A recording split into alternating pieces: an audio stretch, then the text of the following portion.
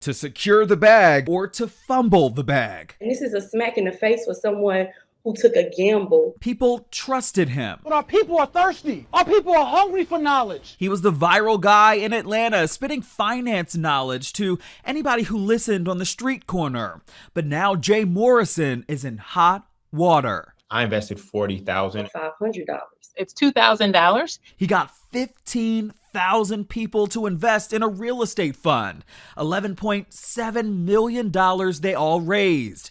A new Black Wall Street was on the horizon. The money has been just evaporated. And apparently there's little to show for it, and investors are going off on social media. Everything done in darkness must come to light. Over $11.5 million gone. Thousands of investors betrayed, and the community left devastated.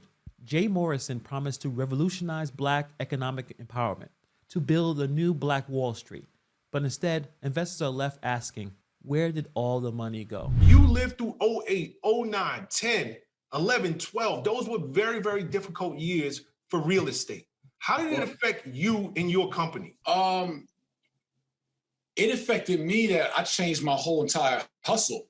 I changed my whole entire business model. I didn't get beat up from a perspective of a lot of foreclosures, a lot of the properties I have being caught with them because I got rid of them early. The industry that paid me, which was mortgages, which was, real estate investing, the well was running dry. Let's investigate the rise and fall of the real estate mogul, Jay Morrison. All right, let's start from the beginning.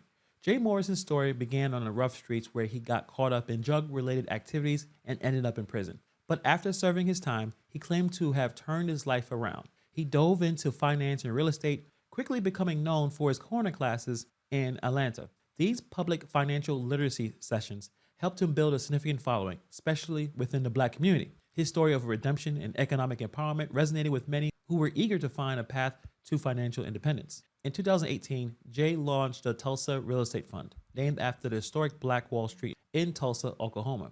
What was the fund's mission? To pull resources from everyday people to invest in real estate and create a new era of economic empowerment for the Black community. Over 15,000 people jumped on board, raising more than $11.5 million. Sounds amazing, right? Well, not so fast. Julian Gordon, one of the biggest investors, believed in Jay's vision so much that he invested $40,000. King Julian, outside the management company, has invested the most of anyone in the Tulsa Real Estate Fund.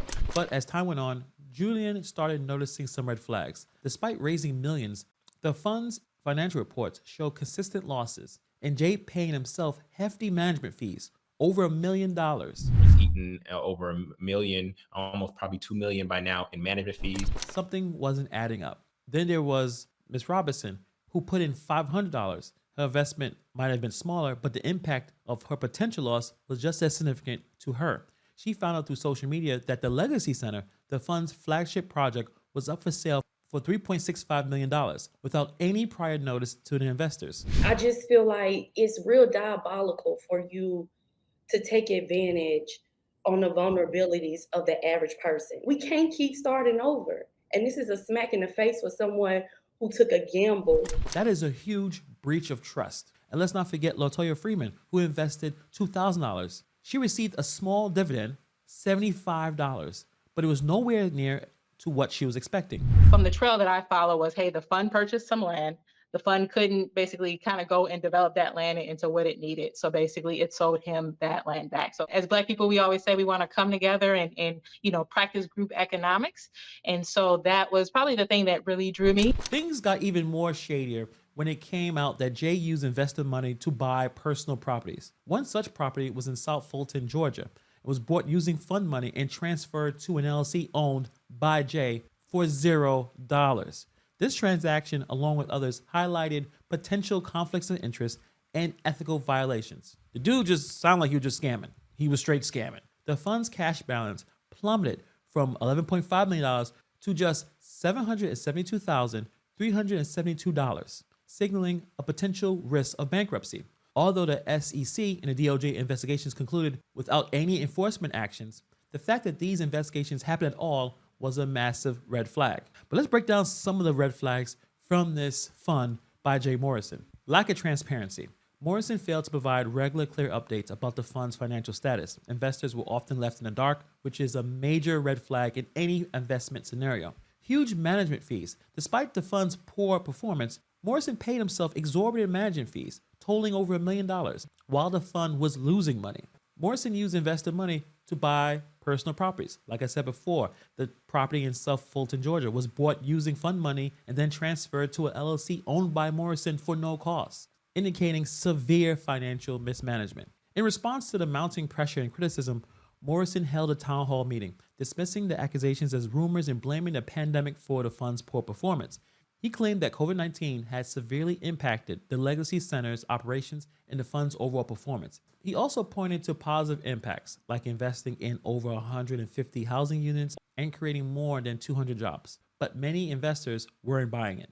Julian Gordon, who has his own YouTube channel, I'll put the link in the description below, he was very vocal in his criticism, demanded that the SEC reopen its investigation and called for the fund to be liquidated to minimize losses. According to Julian, the fund's value had plummeted to just $4.3 million from the $11.5 million over 5 years, a catastrophic loss during a booming real estate market. And another red flag was Jay's background. Just a few years before launching the Tulsa Real Estate Fund, he had filed for bankruptcy. This wasn't widely known among investors. His history of financial instability, combined with the fund's disastrous performance, led to question his qualifications to even manage a multi-million-dollar investment fund. He probably had no ability. He was just a really charming guy, and he was able to fleece a lot of people. Let's talk about the impact on the community. The collapse of the Tulsa Real Estate Fund had devastating effects on the Black community. Investors like Julian Gordon, like I talked before, believed that they were contributing to something that would uplift the community. Instead, they were left feeling betrayed and financially destroyed. This betrayal wasn't just about financial losses. It shattered the trust and hope that many have placed in Jay Morrison and his vision of economic empowerment. The skepticism and reluctance to support future initiatives that resulted from Morrison's actions can set back the community significantly. Jay Morrison's story isn't unique. Scammers who exploit their racial identity and community trust is a pervasive problem because significant harm to the very communities they claim to support. These individuals often present themselves as champions of their community, leveraging shared experiences and cultural bonds to gain support. The exploitation of trust is particularly damaging. In many cases, scammers use their racial or cultural identity to build credibility, manipulating the trust of the community members. This manipulation can lead to widespread financial and emotional distress when their fraudulent activities are exposed. And one of the most messed up aspects of these scams is the emotional manipulation involved. Scammers often invoke the struggles and triumphs of their community, promising to build on the legacy of past heroes. This emotional appeal can be very powerful, leading people to invest not just money, but their hopes and dreams. When these promises are broken, it leaves deep emotional scars in addition to financial losses. And like I said before, scams based on racial identity also create divisions within the community. As people feel betrayed and distrust spreads, it erodes the sense of unity and cooperation that is crucial for collective progress. This division can hinder future efforts to promote economic empowerment and community development. Dealing with people like Jay Morrison, it's a really powerful reminder that we need to always operate due diligence and transparency in any investment. Before investment, always do your homework and scrutinize the details. Don't be swayed by charisma and big promises. Transparency and accountability are important. But that's the story of Jay Morrison, the alleged real estate mogul whose empire crumbled under the weight of deceit and mismanagement. What do you guys think about this story? Have you invested with Jay Morrison? Let me know. Put in the comments below. Thank you for taking time to watch this video, and I'll see you guys in the next video.